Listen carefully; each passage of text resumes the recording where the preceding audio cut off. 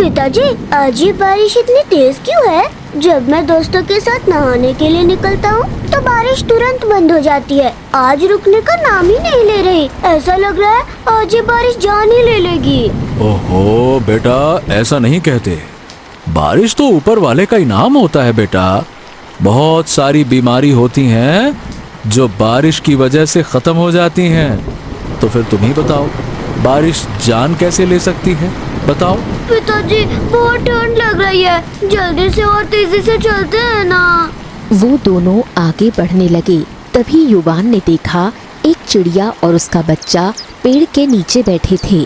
चिड़िया बार बार अपने बच्चे को उठाने की कोशिश कर रही थी, परंतु वो बच्चे को उठा नहीं पा रही थी। ये देखिए पिताजी, इतनी बारिश में बच्चा और इसकी माँ दोनों ही नीचे हैं। हमें इनकी मदद करनी चाहिए। शायद ये चिड़िया अपने बच्चों को उठा नहीं पा रही। ज्यादा देर ये चिड़िया ऐसे ही रही तो दोनों भीग जाएंगे। हमें इनको इनके घोंसले में बिठाना होगा। युवान ने पेड़ के ऊपर घोंसला देखने की कोशिश की। उस घोंसले में एक और बच्चा मासूम आँखों से अपनी माँ और दूसरे बच्चों को एकटक देख रहा था, जैसे बड़ी ही बेसब्री से उनके घोंसले में लौटने की प्रतीक्षा कर रहा हो। बेटा, तुम ठीक कह रहे हो। हमें इनकी मदद करनी चाहिए। चलो इनके पास चलते हैं। पिताजी, आप यहीं रुकिए। आपको देख के शायद चिड़िया घबरा जाए। आपको शिकारी भी समझ सकती है। मैं तो छोटा सा प्यारा सा बच्चा हूँ ना। मुझे देख के चिड़िया और इसका नन्हा बच्चा मेरे दोस्त बन जाएंगे। देख लेना आप। शिवाय मुस्कुरा दिया और युवान पेड़ के पास जाने लगा। वो धीरे से चिड़िया के पास बैठ गया और प्यार से उसको सहलाने लगा। फिर उसने चिड़िया और उसके बच्चों को धीरे से उठाया और बोला, मुझसे डरने की जरूरत नहीं है। मैं तुम दोनों का दोस्त हूँ और तुम्हारी मदद कर रहा हूँ। अभी तुमको तुम्हारे घर में छोड़ देता हूँ। उसके बाद आराम से घर में बैठ के बारिश का आनंद लेना। वैसे प्यारी चिड़िया, क्या घोंसले में तुम भी मेरी माँ की तरह अपने बच्चों के लिए बारिश में टिकिया पूड़ी बनाती हो? मेरी माँ तो बनाती है और वो स्वादिष्ट भी बहुत होती है। युवान के इतना प्यारा बोलने से चिड़िया और उसका बच्चा बिल्कुल नहीं घबराए। युवान खुशी से उनको देखता रहा। फिर धीरे से युवान ने चिड़िया और बच्चे को घोंसले में बिठाया। फिर वो शिवाय की ओर बढ़ा। चलिए पिताजी, अब हम भी घर चलते हैं। मुझे लगा कि बेटा जी, आज आप इस चिड़िया और उसकी बच्चे के साथ ही टिकिया पूड़ी खा के जाइएगा। चलो। दोनों हंसते हुए घर की ओर बढ़ने लगे। वो जैसे ही घर पहुँचे वो चौंक गए। सारा घर बिखरा हुआ था। पिताजी, ये घर का सामान क्यों बिखरा हुआ है? कौन आया था हमारे घर? माँ तो हमेशा सामान को संभाल के रखती है, फिर आज ये सामान क्यों बिखरा हुआ है? शिवाय का सर चकरा गया। उसको समझ नहीं आ रहा था ये सब कैसे हुआ और वो युवान को क्या जवाब दे। उसके नन्हे से दिमाग में वो कोई उलझन नहीं डालना चाहता था। उसने खुद को संभाला और जल्दी से हंसते हुए बोला, अब अरे युवान बेटा, जब बिजली कड़कती है ना तो तुम्हारी माँ डर जाती है और जब तक बिजली कड़कना बंद नहीं होती वो घर से बाहर आंगन तक में नहीं आएगी। आज भी जरूर घर के किसी कोने में छुप के बैठी होगी। मुझे नहीं लगता माँ को बिजली से डर लगता है। वो तो हमेशा हर चीज का मुकाबला करती है। अभी जाके माँ से पूछता हूँ और यदि आपकी बात सही नहीं हुई तो माँ से बोल के आपके 2 पूड़ी कम करवा दूंगा और वो पूड़ी अपने दोस्त को दे के आऊंगा। युवान अंदर की ओर भागा। शिवाय भी उसके पीछे दौड़ा। अंदर एक बुढ़िया हांफते हुए खुद को संभालने की नाकाम कोशिश कर रही थी। दादी, माँ कहाँ है? नजर नहीं आ रही है। और आप इतना घबराए हुए क्यों हो? शांति ने पोते और बेटे को देखा तो उसकी जान में जान आई। युवान, शिवाय, तुम दोनों आ गए? कहाँ थे इतनी देर से? कब से मैं तुम दोनों के लौटने की प्रतीक्षा कर रही हूँ। क्या हुआ माँ, इतनी घबराई हुई क्यों हो? कुछ हुआ है क्या? और ये घर का सारा सामान क्यों बिखरा पड़ा है? हाँ दादी, मेरी माँ भी नजर नहीं आ रही है। कहाँ है वो? कुछ नहीं बेटा, तुम अभी बाहर खेलो। तुम्हारी माँ आ रही है, किसी काम से गई है। शिवाय जैसे सब जान चुका था यहाँ क्या हुआ है। अब बस उसको किसी तरह युवान को समझाना था। माँ, वो युवान की नानी है ना, आज उन्होंने युवान के लिए टिकिया पूड़ी बनाई है। युवान तो हमेशा कहता रहता है ना कि उसकी माँ ज्यादा अच्छा टिकिया पूड़ी बनाती हैं, बहुत मस्त बनाती हैं। पर वो तो युवान की माँ की भी माँ है, तो उनके हाथ में तो ज्यादा स्वाद होगा ना। चलो आज देख ही लेते हैं कि कौन ज्यादा स्वादिष्ट पकाता है। अच्छा माँ, आप एक काम करो, युवान की माँ को भी वहीं भेज देना। मैं युवान को लेकर उसकी नानी के यहाँ जा रहा हूँ। हम सब मजे से आज वहीं रहेंगे, ठीक है? चलो बेटा, आ जाओ, आ जाओ। आज मैं नानी के यहाँ जाऊंगा। आपको पता है पिताजी, मेरा नानी के यहाँ बहुत दिल लगता है। जल्दी से नानी के यहाँ चलते हैं। कितने समय से मैं नानी के यहाँ नहीं गया। और एक बात बताऊं, मेरी नानी सच में मेरी माँ से भी ज्यादा अच्छा भोजन पकाती है। आज तो मजा ही आ जाएगा। फिर शिवाय सोचते हुए बोला, बस एक समस्या है। तुम्हारी माँ न जाने कहाँ जाके बैठ गई है। तुम्हारी माँ को भी ना बात बनाने की बहुत आदत है। कोई मिल गई होगी उनके गांव की, बस उसी से गांव की हवा और पानी के बारे में सारी जानकारी ले रही होगी। मुझे उसको ढूंढ कर लाना होगा बेटा। सही कह रहे हो पिताजी। कोई काकी नानी के गांव की घर आ जाए तो माँ भूल जाती है, उनको वापस भी भेजना है। कितनी बातें करती है। अच्छा बेटा, आप एक काम करो, अपनी दादी के साथ नानी के यहाँ जाओ। मैं तुम्हारी माँ को लेकर आता हूँ। काफी समय से तुम्हारी दादी भी नानी के घर नहीं गई है ना, और तुम वहाँ जितनी मर्जी खेल कूद करना, दादी डांटेगी भी नहीं। तुम्हारी माँ तो खेलने ही नहीं देती। वहाँ जम के खेलना है ना बेटा। युवान खुशी खुशी घर से बाहर निकल गया। शांति ने जल्दी से शिवाय से कहा, तुम्हारी पत्नी ने फिर से वही गलती दोहराई है जो नहीं दोहरानी चाहिए थी। अब मुझे नहीं लगता वो वहाँ से आ पाएगी या नहीं। वो राजवीर के बताए हुए मार्ग पे निकल चुकी है। नहीं नहीं नहीं नहीं, वो ऐसा नहीं कर सकती माँ। वो भूल क्यों जाती है कि हमारा छोटा सा बच्चा भी है। उसको कुछ हो गया तो सब बर्बाद हो जाएगा। मैंने कितनी बार समझाया बहू को वो राजवीर की बातों में ना आए, परंतु उसको तो हमसे ज्यादा जरूरी राजवीर है। मुझे राजवीर से बात करनी होगी। अभी मैं राजवीर के पास जा रहा हूँ। बेटा, राजवीर बुरा इंसान नहीं है, परंतु बहू अब एक माँ और एक पत्नी भी है। क्या जवाब देंगे हम युवी को? ज्यादा समय तक मैं उसको उसकी नानी के यहाँ भी छोड़ नहीं सकती। माँ, बस मुझे कुछ समय दो, मैं सब कुछ ठीक कर दूंगा और आपकी बहू को वापस लेकर ही आऊंगा। लौट नहीं पाया तो आप युवान को ही शिवाय समझ के पाल लेना। ऐसा मत बोल बेटा। युवी को मैं तुझसे ज्यादा प्रेम करती हूँ। पोता पुत्र से भी बढ़ के होता है, परंतु बेटा जीने का सहारा होता है। तुम जाओ और सब कुछ ठीक करके आओ। शांति जल्दी से युवी के साथ उसकी नानी के घर की ओर बढ़ गई। शिवाय ने घर के चारों ओर देखा और घर से निकल गया। चलते चलते वो गांव के एक घर में घुस गया। अंदर एक आदमी जमीन पे उल्टे सीधे निशान बना रहा था, जैसे बहुत गहरी सोच में डूबा हो। ये माथे पे इतनी शिकन अच्छी नहीं होती राजवीर। जो भी मार्ग तुम खोज रहे हो, अब उनसे दूरी बना लो। और इतना बताओ कि मेरी पत्नी कहाँ है? तुमने उसे कहाँ भेज दिया है? राजवीर उसको वहाँ देखकर चौंक गया। आप यहाँ? इतने सालों में आप कभी मेरे घर नहीं आए, फिर अचानक कैसे आज? कैसे कैसे? सब ठीक तो है ना? मैंने पूछा तुमसे कि मेरी पत्नी को कहाँ भेजा है तुमने? कैसी बातें करते हो? मैंने तो आपकी पत्नी को कहीं नहीं भेजा। पिछले 2 साल से मैं तो उनसे मिला भी नहीं हूँ। फिर आपको ऐसा क्यों लगा कि मैंने उनको कहीं भेजा है? सब ठीक तो है ना? अरे सब ठीक होता तो आज मैं यहाँ नहीं होता। मेरी पत्नी गायब है और मुझे कुछ नहीं पता कि वो कहाँ गई। मुझे लगता है कि वो वहीं गई होगी जहाँ जाने से मैंने उसको मना किया था। यदि ऐसा है तो फिर ये तो बहुत ही विचित्र बात है। मुझे लगता है कि आपका डर सही है। कहीं उसने फिर से उस सुकन्या का सामना ना किया हो। सुकन्या? हाँ, सुकन्या। उस सुकन्या के सिवा वो और कहीं नहीं जा सकती।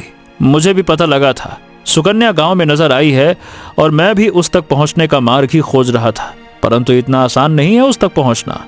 और आपकी पत्नी तो और भी महान है। ना कोई रास्ता खोजा, ना कोई तैयारी की, और खुद चल पड़ी युद्ध के मैदान में। आप समझाते नहीं हो क्या अपनी पत्नी को, हैं? अरे मेरे समझाने का क्या फायदा है? कोई फायदा नहीं है, क्योंकि मुझसे ज्यादा वो तुम्हारी बात मानती है। अब आगे बताओ, करना क्या है? अब समय आ गया है उस सुकन्या का पर्दाफाश करने का। तुम्हारी पत्नी यानी कि मेरी बहन को उस सुकन्या ने अपने जाल में फंसा लिया है और इसीलिए वो गांव में आई थी।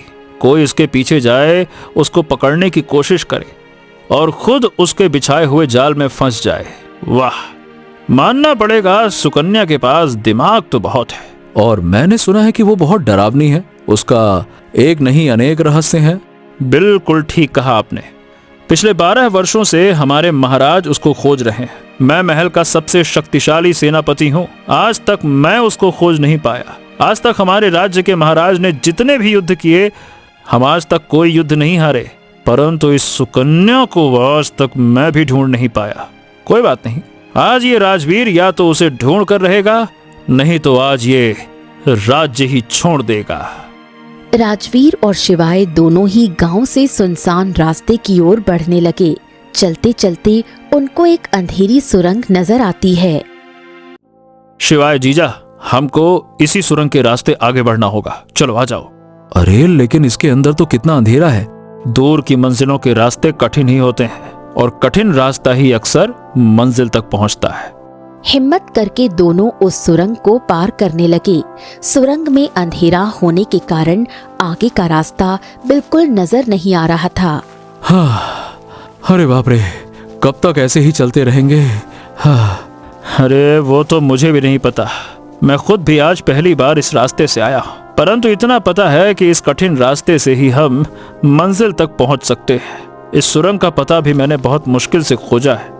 एक काम कीजिए जीजा जी, जरा अपनी आंखें बंद कीजिए। दिखाई तो वैसे भी कुछ दे नहीं रहा है, परंतु आंखें बंद होंगी तो ऐसा लगेगा कि अंधेरा आसपास नहीं है। आंखें बंद होंगी इसीलिए कुछ नजर ही नहीं आ रहा, ऐसा महसूस होगा। राजवीर बोलता गया और शिवाय जैसे सुन ही नहीं रहा था। राजवीर का माथा सिकुड़ गया।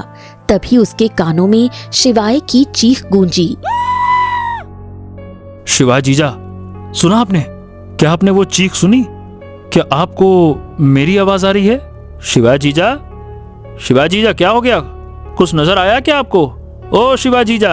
अंधेरा इतना था, शिवाय को राजवीर और राजवीर को शिवाय दिखाई ही नहीं दे रहे थे। राजवीर चारों ओर शिवाय को देखने की कोशिश कर रहे थे, पर जैसे कोई फायदा ही ना था। राजवीर ने जल्दी से वापसी ली। यहाँ रहा तो सुकन्या के हाथों लग जाऊंगा। अभी उसने शिवाय को इस अंधेरी सुरंग से गायब किया है, कहीं ऐसा न हो कि वो मुझे भी गायब कर दे। बाहर निकलूंगा तो शिवाय जीजा को बाहर निकालने का मार्ग खोज ही लूंगा। राजवीर जैसे ही बाहर निकलने लगता है, उसे पानी के अंदर कुछ चीज गिरने की आवाज आती है। अरे अब इस सुरंग के अंदर पानी की आवाज कहाँ से आई? फिर उसने खुद को संभाला और शांत होते हुए बोला, हाँ, मैं कुछ ज्यादा ही डर गया हूँ और कुछ ज्यादा ही सोच रहा हूँ। जल्दी से यहाँ से निकलता हूँ और इस सुरंग को पार करने का कोई रास्ता ढूंढता हूँ। राजवीर तो उस सुरंग से बाहर निकल गया था, परंतु शिवाय अब पानी में गिर चुका था। वो उस पानी के अंदर हाथ पैर मार रहा था। ये सुरंग के अंदर पानी कहाँ से आया? ये तो कोई नदी या तालाब लग रहा है। मैं तो सुरंग के अंदर चल रहा था ना, फिर ये इतना ठंडा पानी कहाँ से आया? और मैं पानी के अंदर कैसे गिर गया? मेरा तो पाँव भी कहीं नहीं टकराया। वो और शिद्दत से प्रयास करने लगा। जब उसको लगा वो कुछ नहीं कर पाएगा, तो उसने राजवीर को आवाज दी, राजवीर, राजवीर, मुझे बचाओ, मुझे बाहर निकालो इस पानी से। ये पानी मेरे शरीर को जमा रहा है, बहुत ठंडा है। राजवीर। परंतु अब तक राजवीर वहां से बहुत दूर जा चुका था और शिवाय जैसे उस पानी में जमने लगा था। शिवाय की आंखें धीरे धीरे बंद होने लगी, जैसे अभी उसकी सांस उसका साथ छोड़ देगी। मेरा बच्चा और मेरी पत्नी न जाने कब होगी, न जाने आखिरी बार अपने बच्चे और अपनी पत्नी को एक साथ देख भी पाऊंगा या नहीं। फिर धीरे धीरे अंधेरा इतना छाने लगा जैसे पानी और सुरंग की धरती कहाँ है ये अंदाजा लगाना मुश्किल हो। तभी पानी में एक रोशनी चमकी। शिवाय जैसे मूर्छित हो गया था और अब उसकी आंख खुली तो वो खुले आसमान के हरियाले मैदान में था।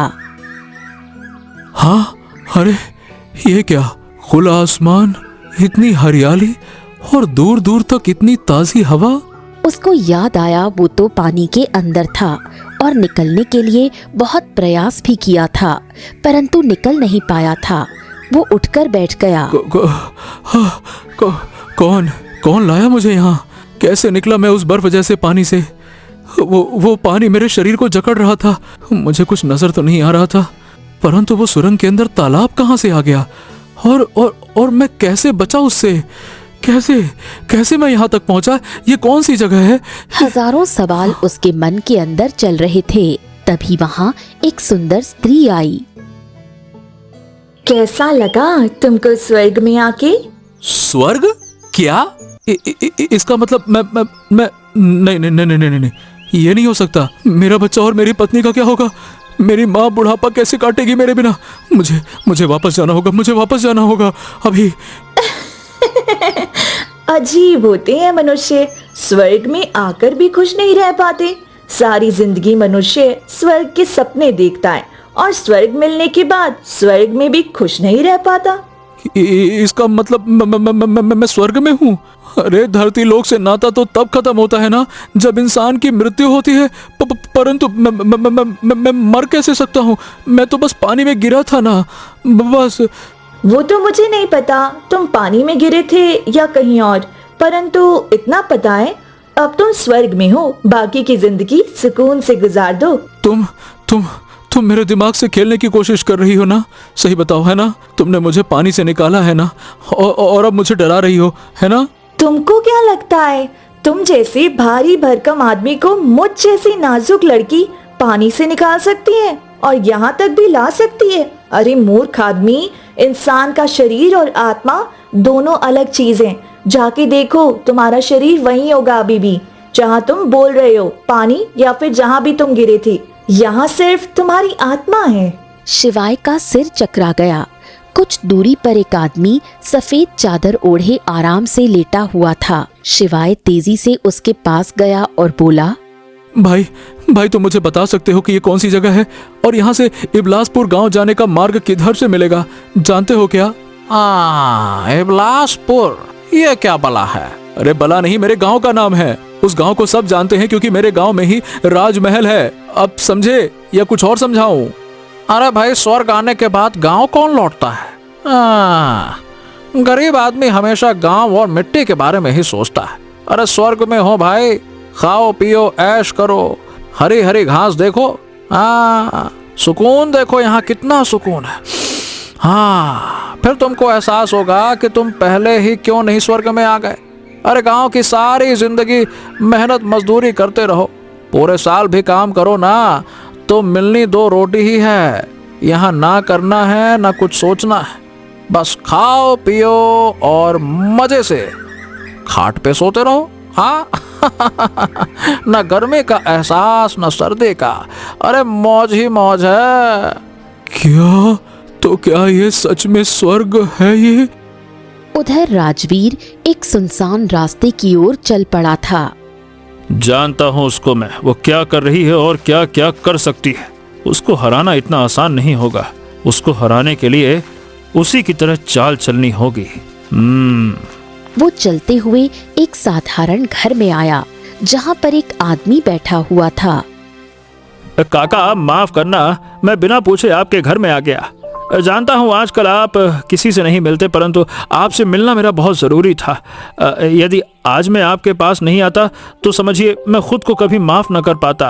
अरे बेटा, यह सच है कि मैं किसी से नहीं मिलता, क्योंकि लोगों के सवालों का जवाब दे दे के मैं थक चुका हूँ। और तुम आ ही गए हो तो तुमको बता दूं कि मैं तुम्हारे किसी सवाल का जवाब नहीं दूंगा। ठीक है काका, ठीक है। यदि आप मुझसे बात नहीं करना चाहते हैं तो कोई बात नहीं, मैं आपको मजबूर नहीं करूंगा। आप आराम कीजिए, मैं चलता हूँ। राजवीर बिना कोई बहस किए बाहर की ओर जाने लगा। बूढ़ा उसका उतरा हुआ चेहरा देखकर मायूस हो गया। एक पल को उसने सोचा, फिर राजवीर को आवाज दी। वो मेरी बेटी थी। कुछ सालों पहले ये घर और गांव दोनों छोड़ गई। वो शुरू से ऐसी नहीं थी, उसने ये कदम मजबूरी में उठाया। राजवीर के पांव जैसे जम गए थे। आज कितने वर्षों बाद उसको सुकन्या का एक सुराग मिला था, और वो भी इतना अहम। आप सुकन्या के पिताजी हो? क्या वो साधारण लड़की है?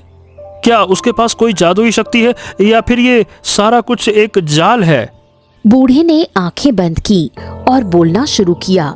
कुछ साल पहले एक दिन सुकन्या अपनी मुर्गियों को दाना डाल रही थी। वो बहुत खुश थी और कुछ गुनगुना भी रही थी। तभी एक अधेड़ उम्र का आदमी गुस्से से आकर बोला, अरे सुकन्या, ये तेरी मुर्गी है ना, इनको दबड़ों में बंद करके रखा कर, या फिर अपने घर के अंदर इनको दाना चुगाया कर। अरे मेरी पत्नी ने हरा धनिया उगाया था, इतनी मेहनत से उगाया था, और तेरी मुर्गियों ने उसको चोंच मार मार के सब बर्बाद कर दिया। अरे काका, क्यों इतना गुस्सा कर रहे हो? ये बेचारी तो बेजुबान है, ना हमारी बात समझती है, ना कुछ बोल सकती है। अब नुकसान हुआ सो हुआ, हरा धनिया ही तो था, फिर से उगाएगा। अरे एक तो मेरा नुकसान कर दिया, ऊपर से जवाब भी दे रही हो, हैं?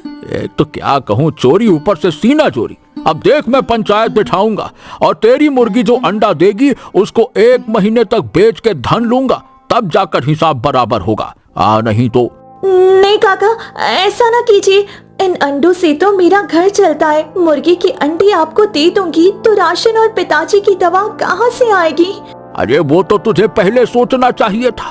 अब इससे पहले पंचायत रखूं, उसके पहले सारे अंडे गिन के कल से मुझे दे देना, नहीं तो पंचायत होगी तो फिर मैं और कुछ भी मांग सकता हूँ। सुकन्या इतनी भोली थी, हरे धनिये के बदले इतने सारे अंडे देने का निश्चय कर बैठी, और उसकी आर्थिक स्थिति बहुत ज्यादा खराब हो गई। किसी गांव वाले ने उनकी सहायता नहीं की। एक दिन वो मायूस होकर घर के बाहर बैठी हुई थी। तभी वहां से 2 आदमी गुजरे। उनके चेहरे के भाव बता रहे थे वो बहुत चिंतित थे और कुछ खोज भी रहे थे। ये लोग मुझे इस गांव के नहीं लग रहे हैं। इससे पहले गांव को कोई खतरा हो, मुझे इनका पीछा करना चाहिए। सुकन्या उन गांव वालों की चिंता में उनका पीछा करने लगी। जो गांव के लोग कभी उनका हालचाल पूछने तक नहीं आते थे, वो अपनी जान पर खेलकर अब खतरे के और नजदीक बढ़ रही थी। वो दोनों एक जगह जाकर खड़े हो गए। सुकन्या भी कुछ दूरी पर खड़ी उनकी बातें सुनने लगी। वो जो पहले स्त्री थी, अब वो अपने काम को अंजाम दे चुकी है। वो एक सेनापति के हाथों लग गई थी। सेनापति उससे सच उगलवाते राजा के पास ले जाते। उससे पहले ही उस स्त्री ने सल्फास खा लिया और स्वर्ग पधार गई। अरे तो अब क्या होगा? कौन करेगा उसका अधूरा काम पूरा? इस काम को हम ऐसे तो नहीं छोड़ सकते। 17 गांव के लोगों की जिंदगी का सवाल है। 17 गांव? कहीं ऐसा तो नहीं ये लोग 17 गांव को उजाड़ने वाले हो? मुझे जल्दी से ये बात महाराज तक पहुंचानी होगी। वो तेजी से भागने लगी तो उसके पांव की आहट से वो दोनों सतर्क हो गए। सुकन्या ने पीछे मुड़कर देखा। उसने अपनी चाल की गति और बढ़ा दी। इस लड़की को रोकना होगा हमें, जल्दी करो, चलो। दोनों भागकर उसकी ओर बढ़ने लगे। सुकन्या अब भाग भाग कर थक चुकी थी। वो नाजुक सी लड़की उनके सामने ज्यादा भाग नहीं पाई। महेंद्र ने सुकन्या को पकड़ लिया और सुरंग के रास्ते उसको एक जगह तक ले आए। क्यों लाए हो मुझे यहाँ? तुम लोगों का सच जान चुकी हूँ मैं। अब तुम दोनों को सजा दिला के रहूंगी। अरे जब तक पूरी बात नहीं सुनोगी कुछ समझ नहीं पाओगी। मुझे नहीं सुननी तुम्हारी बात। हर बुरा दिखने वाला इंसान बुरा नहीं होता है। एक बार तो दुश्मन की भी बात सुन लेनी चाहिए, एक बार हमारी भी सुन लो। अरे उसके बाद तुम्हारा जो फैसला होगा हमें मंजूर होगा। इस बार सुकन्या चुप रही। महेंद्र उसको एक पीले झरने के पास ले गया। ये झरना देख रही हो ना, विष धरा झरना है ये। दुनिया में ना जाने कितने झरने हैं, फिर मुझे ये झरना क्यों दिखा रहे हो? इस राज्य का जो राजा है, लोग उसको भगवान समझते हैं। 17 छोटे छोटे गांव उसके राज्य में आते हैं। इन 17 गांवों में जितने भी गरीब लोग हैं, उनको राजा राशन में मिला के एक विचित्र विष भेज रहा है, जिससे धीरे धीरे गांव के लोगों की मृत्यु हो जाएगी। और ये सब बहुत समय से चल रहा है। और कुछ गांव के गरीब लोग स्वर्ग पधार चुके हैं और कुछ स्वर्ग पधारने वाले हैं, सिसक रहे हैं। ये जो झरना है ना, ये विष धरा झरना है। इसका जल यदि उस राशन में मिला दिया जाए तो लोगों की मृत्यु रुक जाती है। और आपको ये सब कैसे पता? मेरे पिताजी एक ज्ञानी बाबा थे। उन्होंने कहीं इसके बारे में पढ़ा था। वो इस काम को अंजाम नहीं दे पाए, इसीलिए पिताजी का अधूरा काम मैं पूरा कर रहा हूँ। तुमको यकीन नहीं होता तो राजमहल जाओ, अपनी आंखों से देखो और फिर फैसला करना, तुम्हारा राजा सही है या फिर हम लोग। आप लोगों की बात में मुझे सच्चाई नजर आ रही है, फिर भी एक बार मैं ये सब अपनी आंखों से देखना चाहती हूँ। उसके बाद जो मुझे सही लगेगा मैं करूँगी। सुकन्या छुपते छुपाते गरीब गांव वालों पर नजर रखती है और जैसे ही एक रात राजा का कोई आदमी राशन रखने गरीब के घर आता है, पहले ही दिन वो आदमी गंभीर बीमारी से ग्रस्त हो जाता है। शायद वो लोग ठीक कह रहे थे, मुझे कैसे भी करके गांव के लोगों की मदद करनी होगी।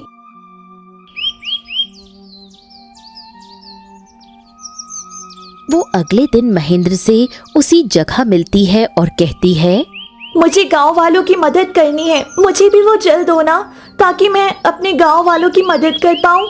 इस गांव की मदद तो हम कर लेंगे, बाकी के गांव में क्या हो रहा है, वहां के लोगों की मदद कौन करेगा? हम 3 लोग इतने सारे गांव वालों को नहीं बचा सकते। सुकन्या ने कुछ देर सोचा और बोली, मेरे दिमाग में एक विचार आया है। जैसे राजा ने अपनी सेना बनाई है, उसी तरह हम भी कुछ लोगों की टोली बनाते हैं। ज्यादा लोग होंगे तो ज्यादा लोगों को बचा पाएंगे। ये नहीं हो सकता, क्योंकि हर आदमी राजा का भक्त है। जिसको भी हम राजा के खिलाफ खड़ा करने की सोचेंगे, वही हमारे खिलाफ हो सकता है। अब तुम खुद ही देख लो, कल तुम ही राजा के पास जाने वाली थी, अब सच तुमने अपनी आंखों से देख लिया। हर कोई नहीं देख पाएगा ना। सुकन्या गहरी सोच में खो गई, फिर बोली, तुम्हारे पिता तो ज्ञानी थे ना, तुम कोई ऐसी चीज ढूंढ निकालो जिससे लोगों के दिमाग पे हम काबू पा सकें। ऐसे लोगों से हम ये काम भी करवा पाएंगे और गांव को बचा भी पाएंगे। शायद तुम ठीक कह रही हो। पिताजी ने मुझे बताया था, चंद्रवश बूटी को यदि इंसान को पिलाया जाए तो वो पूरी तरह से उसका दिमाग अपने वश में किया जा सकता है। जो उसको दिखाया जाए फिर वो वही देखता है। पर ये गलत होगा ना, हम किसी इंसान की मर्जी के बिना ये काम नहीं करना चाहते। किसी की जान बचाने से बढ़ के कोई अच्छा काम हो ही नहीं सकता। कुछ दिनों की बात है, फिर हम खुद ही सबको सच्चाई बता देंगे। और उस दिन से मेरी बेटी को लोग न जाने क्या क्या बोलने लगे। अरे वो तो बस टेढ़े मेढ़े तरीके से लोगों की जान बचाती है और कुछ नहीं, बस। अब आप मुझे सुकन्या तक पहुंचा दो। अब तक उसने जो भी किया है बहुत बहादुरी का काम था। आगे मैं कुछ करना चाहता हूं और सबसे पहले मैं महाराज से मिलूंगा, उसके बाद सुकन्या से। कुछ ही देर में बूढ़े ने राजवीर को सुकन्या का ठिकाना बताया। राजवीर काफी समय तक चलते चलते सुकन्या और महेंद्र के पास पहुंचा। सुकन्या उसको देखते ही खुश हो गई। बहुत समय से आपकी प्रतीक्षा की है मैंने। आज आपको यहाँ देख के सच में खुशी हो रही है। मैं इस राज्य का सेनापति हूँ और मुझसे ज्यादा कोई तुम्हारी मदद नहीं कर सकता। अब मुझे ये बताओ आगे क्या करना है। मैं राजा से बात करके आया हूँ। महाराज को किसी तरह ये काम करने से रोकना होगा। इन लोगों को ज्यादा दिन हम चंद्रवंश बूटी नहीं दे सकते, खतरा भी हो सकता है इनके दिमाग को। तुम्हें एक बात और बता दूं, इस सब काम के पीछे महाराज का हाथ नहीं है, महारानी का है। महारानी ही लोगों की मदद करने के बहाने ये सब कुछ कर रही है। महाराज का तो बस वो नाम इस्तेमाल कर रही हैं। तुम फिक्र न करो, मैं आज ही इस राज से पर्दाफाश कर दूंगा और देखना महाराज भी हमारा साथ देंगे, क्योंकि वो बहुत नेक और दयालु हैं। सच में मैंने उनको सब बताया और वो हमारे साथ हैं। लो, मिल गया रास्ता, अब कोई दिक्कत ही नहीं है। यदि महाराज खुद इसके पीछे होते तो मुश्किल होती। अब महाराज साथ हैं तो फिर हम ये युद्ध जीत चुके हैं। अच्छा, मेरी बहन और शिवाय जीजा कहाँ हैं? वो यही है और ठीक है। तुमको बुलाने के लिए हमें उनको यहाँ लाना पड़ा। माफ करना सेनापति जी, उस दिन मैं तुम्हारी बहन के घर का सामान इधर उधर नहीं फेंकती तो शिवाई जी आपके पास कभी नहीं जाते और ना आप उनके कहने से सच तक आ पाते। इसीलिए आपको मजबूर किया सच तक पहुँचाने के लिए, क्योंकि पूरी कमान आपके हाथों में ही है। चलिए कोई बात नहीं, अब से छुप के रहने की कोई जरूरत नहीं है। आज से सब ठीक हो जाएगा।